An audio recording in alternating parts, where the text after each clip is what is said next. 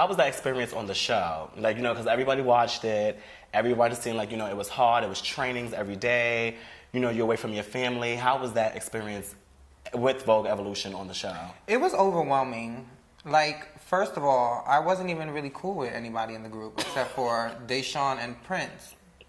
Right, we're keeping it real. We're keeping it real. This is what's the word. I'm gonna laugh. This is what's the word. But I'm just keeping it real. I'm like really being sincere. So being out there and being around people, I'm the type of person, you know me, I don't just like being around people. That's not me, because you never know the motives of people trying to be around you and all that, and I don't have time for that. But at first, it was kind of like iffy, and everything was cool because, you know, we was kicking, we from the same scene or whatever. But then little by little, you start getting into people and how they really are. Right. And what their motives are. And it makes you feel some type of way sometimes. And being on the show and not being able to say nothing, like with Pony and the whole thing, he was more controlling. Everything has to be his choreography, his ideas, everything. So I felt like I was just there. That's why I was having the issue, and that's why I wanted to come home. If I feel like I'm somewhere and I feel like I'm just there, what's the purpose of being there? Now, everyone was watching the show. Everybody, you know, people don't know what was going on behind the scenes, so I'm glad you addressed that, and that what the attitude out maybe that everybody sees. There's way more to that, but sometimes when you sign contracts, certain things you just can't talk about. So I let the world think of whatever they want. Right. So, you know, people had maybe an idea that it was something else, but they could tell something was wrong with you. You know what I'm saying? Even when I saw her, I said something wrong with her.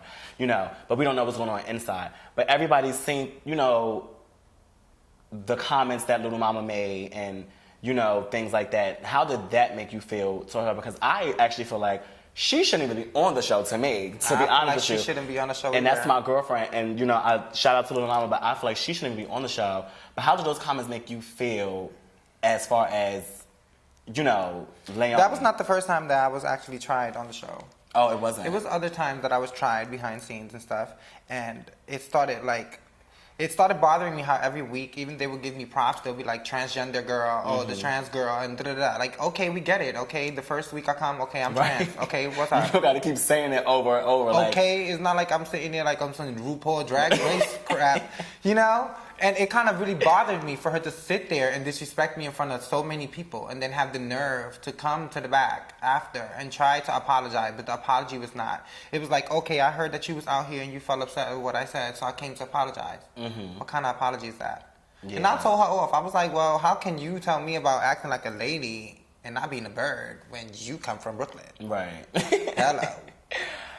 Those comments that she made was really caused the uproar. It didn't have nothing to do with anything. And a lot of people... It caused the uproar for, like, everybody who was watching the show. Everybody was really astonished by Little Mama comments. And, you know, that really made her not... She didn't really have a fan base as it was, but, you know, she made it worse to me for herself. And, you know, that's... Like, we speak all the time, like, on Twitter and stuff like that. But, you know, real is real. And I feel like that was unnecessary for her to make this real. But, you know, shout out to Vogue Evolution.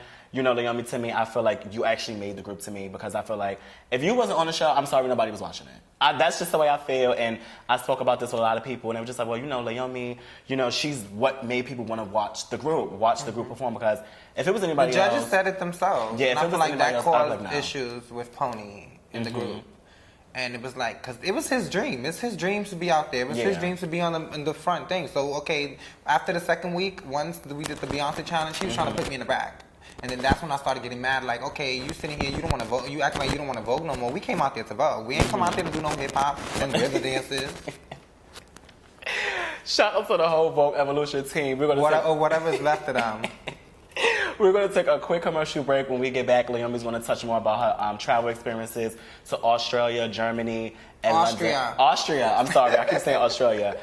And, yeah, she's going to talk about more Australia, London, and Germany, and then we're going to get into... No, I'm just playing. You went to Jamaica too? Yeah, I did. Oh, I didn't even know that. So, yeah, we're going to get into more of that when we return on What's the Word.